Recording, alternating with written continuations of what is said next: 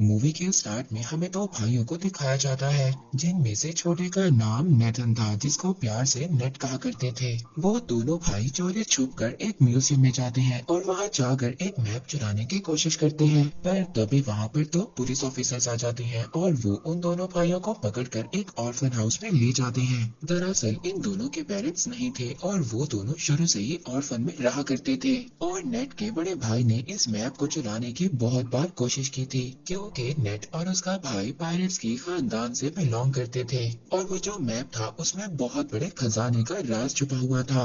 अब उस orphan house की सिस्टर पुलिस ऑफिसर से ये कहती है कि नेट अभी छोटा है, आप लोग इसके बड़े भाई को लेकर जा सकते हैं, क्योंकि वो बार बार मना करने के बावजूद भी चोरी किया करता था। बट यहाँ पर नेट का बड़ा भाई खुद को पुलिस के हवाले नहीं करना चाहता था, इसलिए अब वो यहाँ से भागने का डिसाइड करता है। अब वो अपने सामान को पैक करने के बहाने अपने रूम में जाता है। नेट अपने बड़े भाई से कहता है कि मैं तुम्हारे बगैर नहीं रह सकता। यहाँ पर नेट का बड़ा भाई उसको एक लॉकेट, लाइटर और एक लेटर देता है और ये कहकर वहाँ से चला जाता है कि मैं वापस जरूर आऊंगा। अब नेट अपने बड़े भाई के जाने के बाद जब वो लेटर ओपन करता है और उस पर लाइटर की रोशनी डालता है, तो उसको एक मैसेज मिलता है। उस लेटर में ये लिखा था कि याद रखना, हम लोग पायरेट्स फैमिली से बिलोंग करते हैं और हम लोग जरूर मिलेंगे। इसके बाद सीन शिफ्ट होता है और हमें 15 साल बाद का सीन दिखाया जाता है। हम नेट को देखते हैं जो अब बड़ा हो गया था और वो एक बार में काम किया करता था और साथ ही छोटी मोटी चोरी भी किया करता था। जब एक दिन नेट अपने बार में काम कर रहा था तो उसके पास विक्टर नाम का एक आदमी आता है। वो उसे कहता है कि मैं तुम्हें और तुम्हारे भाई को जानता हूँ। वो बताता है कि कुछ टाइम पहले मिलकर हम काम किया करते थे, लेकिन नेट को इस बारे में जानने में कोई भी दिलचस्पी नहीं थी। वो विक्टर से वहाँ से जाने का कहता है, मगर विक्टर जाते जाते उसके लिए एक कार्ड छोड़कर जाता है। उस कार्ड में विक्टर का एड्रेस लिखा हुआ था। नेक्स्ट सीन में हम देखते हैं कि नेट विक्टर के घर पर चला जाता है। वो उसके घर में जाकर वही मैप देखता है जो कई साल पहले उसने और उसके भाई ने चुराने की कोशिश की थी। तो तभी वहाँ पर विक्टर भी आ जाता है। विक्टर कहता है कि अगर तुमने पहले ही आना था तो मुझे तभी बता देते। यहाँ पर नेट विक्टर से कहता है कि ये तो वही मैप है जिसको ढूंढने के लिए कई लोगों ने बहुत ज्यादा मेहनत की, और ये एक खजाने का नक्शा है, और इस मैप के रास्ते पर जाकर बहुत ज्यादा लोगों ने अपनी जान दे दी और उन्हें कुछ भी हासिल नहीं हुआ, और ये एक बकवास स्टोरी थी। विक्टर नेट से कहता है ये कोई बकवास स्टोरी नहीं है और मैं जानता हूँ तुम्हें और तुम्हारे भाई को इस मैप के बारे में काफी ज्यादा इन्फॉर्मेशन है। फिर इसके बाद विक्टर वहाँ पर नेट को एक बुक दिखाता है। उस बुक में वो एक शिप की तस्वीर दिखाता है। ये शिप कोई आम शिप नहीं है, बल्कि ये कोई बहुत ही पुरानी शिप है और इसकी कीमत 500 करोड़ है। और तो और उस शिप में बहुत ज्यादा खजाना भी छुपा हुआ है, जिसको 18 लोगों ने मिलकर वहाँ पर छुपाया था। और जब नेट को इस खजाने के बारे में इतनी ज्यादा इन्फॉर्मेशन थी, तो विक्टर उसको कैसे जाने दे सकता था, और अब वो उसे अपने साथ काम करने की ऑफर करता है, लेकिन नेट उसकी ऑफर को रिजेक्ट कर देता है। तो विक्टर उससे कहता है कि अगर तुम मेरा साथ दोगे तो तुम्हें तुम्हारा बड़ा भाई भी मिल सकता है। नेट घर जाता है और घर जाकर अपने बड़े भाई की चीजों को देखने लगता है, और इसके बाद वो विक्टर के साथ काम करने के लिए एग्री हो जाता है। अगली सुबह हम देखते हैं नेट विक्टर को एक क्रॉस का साइन दिखाता है। वो कहता है कि ये कोई क्रॉस का साइन नहीं है, बल्कि उस खजाने तक पहुंचने की चाबी है। जिस पर विक्टर कहता है कि इसमें से एक चाबी तो मेरे पास है और दूसरी चाबी हमें जल्दी चुरानी होगी। विक्टर नेट को बताता है कि इसके साथ की दूसरी चाबी एक ऑक्शन कंपनी में है और बहुत जल्दी वो उस चाबी को नीलाम करने वाले हैं, और जल्दी हमें उस चाबी को वहाँ से चुराना होगा। अब विक्टर उस कंपनी में जाकर उस चाबी को चुरा लेता है। उस चाबी को चुरा कर जब वो वहाँ से आ रहा था, तभी वहाँ पर एक लड़की आती है जिसका नाम ब्रेड था, और वो विक्टर के गले पर नाइफ रखकर कहती है कि ये चाबी मुझे दे दो, और ये सब कुछ वो अपने बॉस के कहने पर कर रही थी। और ये लड़की विक्टर की पुरानी दुश्मन भी थी। अब जब वो दोनों उस चाबी के लिए फाइट कर ही रहे थे, तभी वहाँ पर कुछ गार्ड्स आ जाते हैं। विक्टर उन गार्ड्स का फायदा उठाता है और वहाँ से चाबी लेकर निकलने में कामयाब हो जाता है। अब चाबी को लेते ही सार विक्टर नेट को लेकर बार्सिलोना जाता है। वहाँ पर उनको फ्रेजर नाम की एक लड़की मिलती है। फ्रेजर विक्टर को पहले से ही जानती थी, मगर वो नेट को नहीं जानती थी। फ्रेजर विक्टर विक्टर से पूछती है कि ये कौन है। तो विक्टर फ्रेजर से कहता है कि ये तो मेरा पुराना दोस्त है। यहाँ पर नेट को पता चलता है वो दूसरी चाबी विक्टर के पास नहीं बल्कि फ्रेजर के पास है। तो नेट विक्टर से कहता है कि तुमने मुझसे झूठ क्यों बोला। फ्रेजर कहती है कि शायद तुम इसके बारे में सही तरह से नहीं जानते।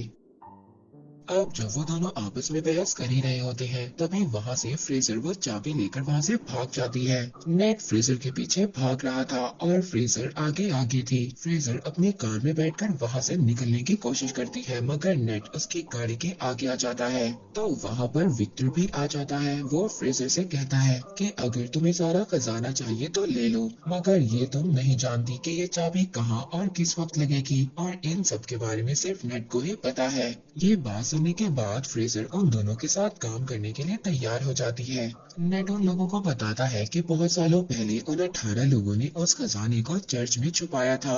अब वो तीनों चर्च में पहुंच जाते हैं। वहां पर पहुंचने के बाद नेट अपने भाई के दिए हुए कार्ड्स को पढ़ने लगता है जिससे उसे ये बात कंफर्म हो जाती है कि वो सही लोकेशन पर है। अब वो तीनों चोरी छुपकर चर्च के बेसमेंट में पहुंच जाते हैं। वहां पर उनको चाबी लगाने की जगह भी मिल जाती है। वो चाबी की जगह एक स्टैचू के नीचे थी। अब यहाँ पर इनको ये बात नहीं पता थी कि चाबी को किस साइड पर घुमाना है। विक्टर बुक में पढ़ता है और कहता है कि दोनों चाबियों को क्लॉकवाइज घुमाना है। ऐसा करते ही उस स्टैचू में से कुछ एरोस निकलने लगते हैं मगर उन तीनों में से किसी को भी कोई नुकसान नहीं होता। इसके बाद दोबारा से रिस्क लेते हुए नेट और फ्रेजर चाबियों को एंटी क्लॉकवाइज घुमाते हैं जिसके बाद स्टैचू के पीछे से रास्ता निकल आता है।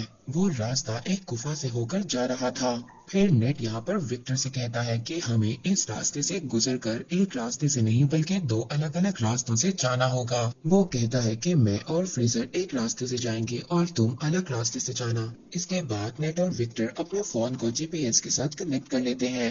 अब नेट और फ्रेजर एक रास्ते से जाते हैं जबकि विक्टर दूसरे रास्ते से जाता है। उस गुफा के रास्ते से जाते जाते नेट और फ्रेजर एक बार में पहुंच जाते हैं। वहाँ पर एक और सीक्रेट रास्ता था जिसके बारे में कोई भी नहीं जानता था।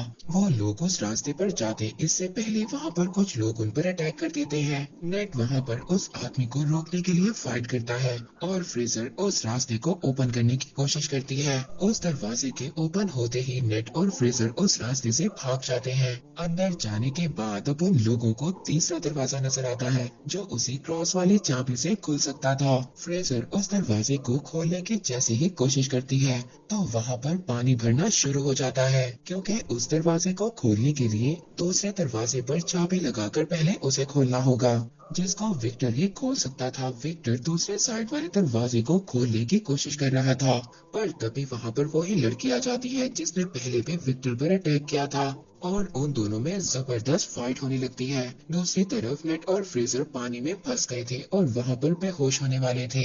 विक्टर उस लड़की को मारकर बेहोश कर देता है और जल्दी से उस दरवाजे में चाबी को लगा देता है। इसके बाद नेट और फ्रेजर बच जाते हैं और सेफली उस दरवाजे से बाहर आ जाते हैं। अब बारी थी फाइनल दरवाजे पर जाने की, लेकिन कोई भी ये नहीं जानता था कि उस दरवाजे को कैसे ओपन करना है। विक्टर बाहर खड़ा एक होल में से उन दोनों को देख रहा था पर तभी वहाँ पर नेट अपना दिमाग इस्तेमाल करता है। वो फ्रेजर से कहता है कि जाओ और विक्टर से दूसरी चाबी लेकर आओ, लेकिन विक्टर उन दोनों पर ट्रस्ट नहीं करता और दूसरी चाबी देने से इनकार कर देता है। लेकिन थोड़ी ही देर बाद विक्टर उस चाबी को दे देता है क्योंकि उसके पास कोई और ऑप्शन नहीं था।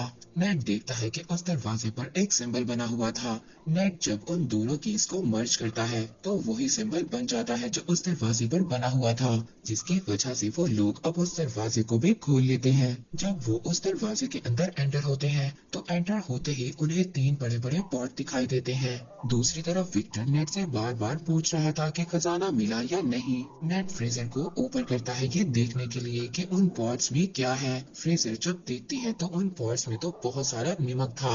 इसका मतलब ये था कि यहाँ पर कोई भी खजाना नहीं था। तभी वो तीनों पॉट्स अचानक से टूट जाते हैं। वो देखते हैं कि उनमें से एक मैप निकलता है और यही मैप ही उस खजाने तक जाने का रियल मैप था।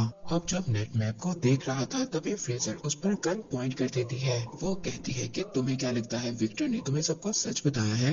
वो गन को नेट के सर पर मारती है और उसको मारकर बेहोश कर देती है। उस मैप को लेकर वहाँ से चली जाती है और जाते जाते उन कीज को भी ले जाती है। इसके बाद विक्टर नेट के पास आता है। वो देखता है कि नेट बेहोश है। जब नेट को होश आता है तो उन दोनों को पता चलता है कि फ्रेजर उनको धोखा देकर भाग चुकी है। नेट को जब होश आता है तो वो विक्टर से पूछता है कि मेरा भाई कहाँ पर है और तुमने मुझसे क्या छुपाया है। अब विक्टर उसको बताता है कि मैं और तुम्हारा भाई बहुत साल पहले खजाना ढूंढने के लिए निकले थे, जिसके लिए हमें एक बुक को चुराना था, मगर हमने उस बुक को तो चुरा लिया। इसके बाद जब हम वापस आने लगे तो मोरकाडा के लोगों ने हम पर फायर कर दिया। उस फायरिंग में तुम्हारे भाई को एक बुलेट लगी, जिसकी वजह से उसकी डेथ हो गई। यह सुनकर नेट बहुत ज्यादा इमोशनल हो जाता है। वो रोने लगता है। वो विक्टर से कहता है कि तुमने मेरे भाई को मरने के लिए छोड़ दिया था और अब तुम दोबारा से उस खजाने तक पहुंचने के लिए मेरा इस्तेमाल कर रहे हो। तो विक्टर कहता है कि ठीक है, मैंने झूठ बोला, मगर तुम्हारा भाई भी यही चाहता था कि उसके मरने के बाद तुम उसके ड्रीम को पूरा करो। नेट विक्टर से कहता है कि ठीक है, मैं उस खजाने तक अपने भाई के लिए जरूर जाऊंगा। इसके बाद हम दोनों के रास्ते अलग अलग होंगे।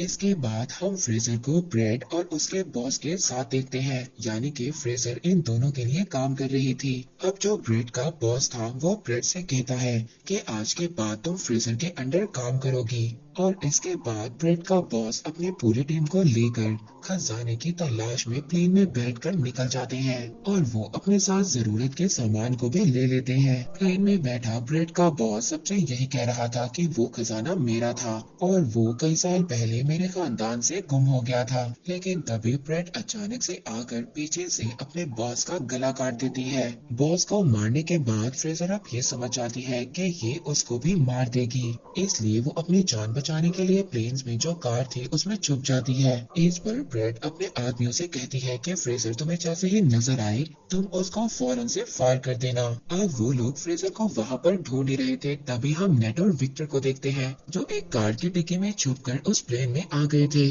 अब जब वो सभी लोग फ्रेजर को ढूंढ रहे थे, इस बात का फायदा उठाकर नेट और विक्टर उस मैप को चुरा लेते हैं। इसके बाद ब्रेड और फ्रेजर में भी फायरिंग स्टार्ट हो जाती है। वो एक दूसरे पर फायर कर रही होती हैं। विक्टर नेट से कहता है कि हमें मैप मिल चुका है, इसलिए हमें जल्दी से पैराशूट लेकर यहाँ से जाना होगा। यहाँ पर विक्टर पैराशूट लेकर जंप मार देता है, मगर नेट वहीं पर रुक जाता है और ब्रेड से कहता है कि तुमने मेरे भाई को मारा था। वो वहाँ के सभी कार्गो को पैराशूट से अटैच कर खोल देता है, जैसे कि प्लेन का सारा सामान बाहर गिरने लगता है। वहाँ पर ब्रेड के लोग नेट और विक्टर पर फायर करने लगते हैं। तभी वहाँ पर नेट का पाँव कार्गो में लगी बेल्ट में फंस जाता है और वो उस सामान के साथ ही बाहर हवा में उड़ने लगता है। लेकिन वो बहुत ज्यादा कोशिश करने के बाद दोबारा से प्लेन में आ जाता है। तभी वहाँ पर फ्रेजर एक बड़ी सी कार को लेकर प्लेन से जंप करने वाली थी। वहाँ पर नेट भी खड़ा था। अब कार के साथ दोबारा से नेट भी नीचे गिर जाता है। अब जब वो दोनों नीचे गिर रहे थे तभी फ्रेजर नेट से कहती है कि जल्दी से पैराशूट खोलो, लेकिन यहाँ पर तो नेट ने कोई पैराशूट लिया ही नहीं था।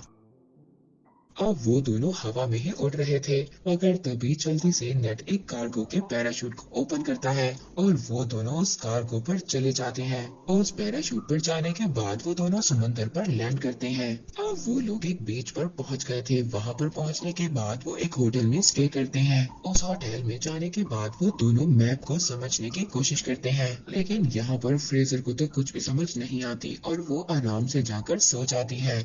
लेकिन नेट यहाँ पर पूरी रात मेहनत करता है और उस मैप को समझ लेता है और कुछ नोट्स भी बना लेता है। जब सुबह फ्रेजर उठती है तो वो देखती है कि नेट ने मैप को समझकर नोट्स भी बना लिए हैं और वो यहाँ पर दोबारा से चला के दिखाती है। वो उस नोट को लेकर खजाने के लिए निकल जाती है। नेट जब सुबह उठता है तो वो देखता है कि वहाँ से नोट गायब है और ये देखकर वो मुस्कुराने लगता है। दरअसल नेट ने उस नोट पर गलत लोकेशन को मेंशन किया था और जो रियल लोकेशन थी वो नेट के पास ही थी।